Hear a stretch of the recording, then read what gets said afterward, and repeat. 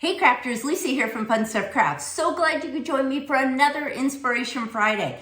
I can't wait to share with you this week's project. It is quick and simple, and I just know that you're gonna love doing it. But hey, before we get to the project, I wanna thank you for stopping by my channel. I so appreciate it. And hey, if you're new to my channel, make sure you click on that subscribe button down below, click on the bell, and YouTube should alert you each time I upload a new video. We try to do it every Friday. That's why we call it Inspiration Friday. So this week, we are gonna be creating a button garden. Yes, we're gonna be using buttons and we're gonna be making some art. So give me a second, I'm gonna get my camera angle changed. I'm gonna join you at the work table and we are gonna get making. So let's get started making this cute button flower garden. So you can start out with any buttons you like, but I have had these in my stash for quite some time. They're from Dress It Up, and they are just a cute little collection of some daisies, and they've got some birds and some butterflies in here. So I thought what would be really cute for this design is I was going to do 3 of the daisies, a couple birds, and maybe a butterfly. So I'll save these buttons for another project. For this project, what you're also going to need, along with the buttons, I'll put those off to the side here, you are going to need a frame. Now, this is not an absolute must, but I really like to display my button bouquet. And so I grabbed this frame out of my stash. So the size of your bouquet in this case is going to depend on the size of your frame. So I'm going to use a frame that's going to come at the very end of the project. Then you need something to put your bouquet on. And I love using this premium watercolor. You do not have to use this type of paper, cardstock. You want something that's a little bit thicker. So that's why I picked out this from my stash. You're also going to want a pencil. And you're going to want a felt pen, and you're going to want some type of, I use needle nose pliers because we are going to cut the backs off of the button. See how it comes out? We're going to cut the back off of that so it will lay flat. You're going to need a pair of scissors, and then I like to use Gorilla Glue. You can use super glue. You could use your glue gun, but sometimes I feel that it doesn't hold quite the right hold for long enough. So what we're going to start out with is we are going to decide on how big my paper needs to be. So what I like to do for that part of it is I'm going to take the back off of my picture frame, and I am very carefully going to set that off to the side, and I'm just going to use this back part as a tracer. So I am going to trace around this, and then we're going to cut this piece of paper out. And we can start figuring out how we want our little flower garden to look. So simple as can be, you guys. You, like I say, you can use cardstock. I just really like this watercolor paper. And everything I have here today, you guys, I'll be making sure I put links down below so you can find exactly what I used. So now you just start kind of playing, right? Is how do I want my little garden to look? And so I was thinking, these look so cute. And maybe a little bird flying in the air, or maybe one coming down to check out the flower, and maybe a butterfly. Something like that. Now the fun part about this, you guys, too, is I could use some watercolor paint and color this paper if I wanted to also. So that's another option. But what I like to do with the buttons, now I've already done it with this one, and I've cut off the back part. So that's where my needle nose pliers come in. So I'm going to go ahead and just take those and very carefully, see, I've got that piece of the button right in there, and I'm very carefully going to snap it off.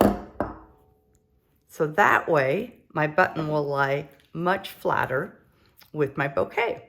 Now, not all buttons have the back here. If you were just using a regular button like you would sew on the front of a shirt, you're not going to have the same thing. My little birds don't have that.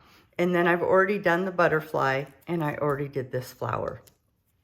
So if I decide that this is kind of how I want mine to be, just plain here, what I like to do next is I like to use my pencil, and with my pencil, I am going to draw some stems.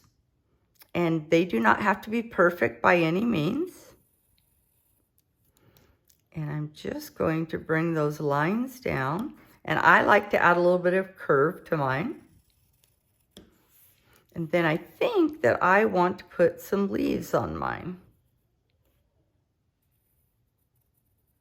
So just get creative here, you guys. You guys do what you want with your little garden.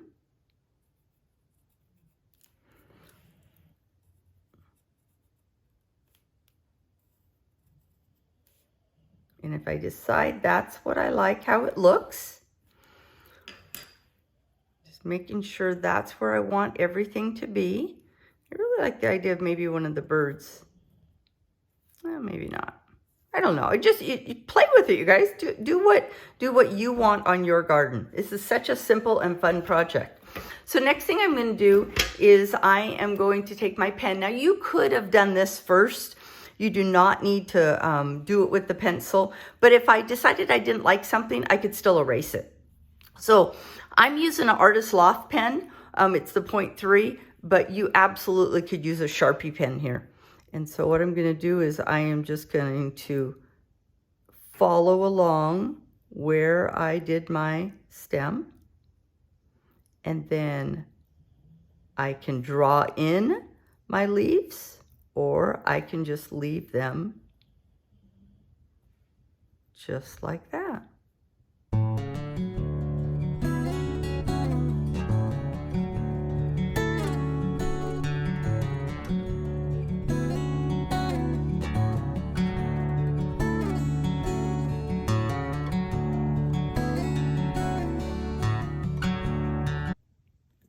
I could have used colored pencils or colored pens here, but I opted just to keep mine really basic. But it's your guys' little garden, so you decide what you want to do with your little garden. So now the next step is to glue them on. And I'll tell you guys, I tried using Gorilla Glue originally, and it just didn't hold real well. So I went and got my good old standby E6000, and it will definitely adhere. We're definitely going to want to let this dry first before we add it to the frame. But I'm just going to put a little dab, and a little dab goes a long way with this E6000. But it's really going to grab on here. And our garden is just about done. Now, like I say, you guys, it would be fun to have painted this paper. I would love to see if you guys do anything like that. If you add on, you know, maybe a little bit of blue background on your paper, or maybe you just use a cardstock that has got, you know, some colors in it. It's just whatever that you guys want to do for your garden.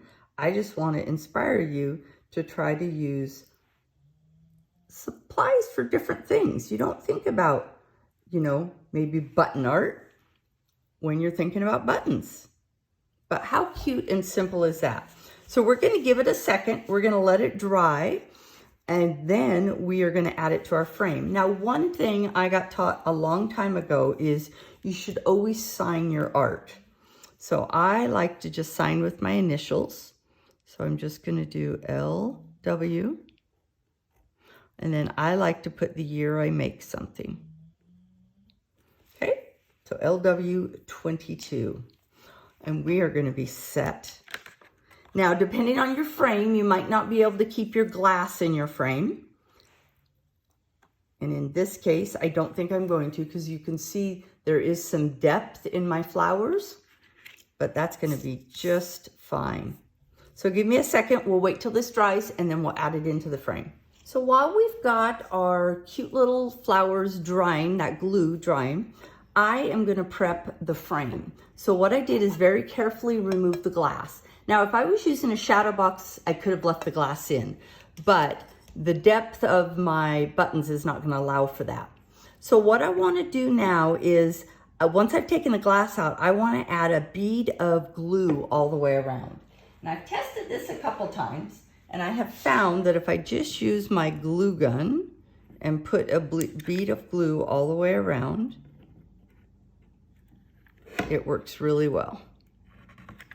So I've got my glue gun all heated up, and I am just adding a ring of glue all the way around it.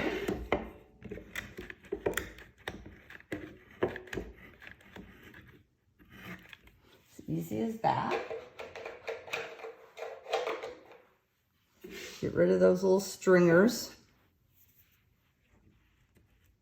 Okay, and I'm going to get my picture down there and press it right in. And since I cut that just to fit, it's going to fit in there really nice. And then all I have to do is put my back in. Okay, so my front, or my top of my picture is here. So I'm just going to add this back in. And I'm going to put that in place with my frame. And voila! I have got a cute little frame with button art. What do you guys think? A little stringer of glue there I'll have to get rid of. Poke that right in behind. I'm going to go put it up on my file cabinet, and I will give you guys a close-up view of how cute this simple and easy button art took to make. Thanks for joining me for another Inspiration Friday. And hey, if you like this tutorial, give it a thumbs up, check out all my supplies down below, and share it with somebody.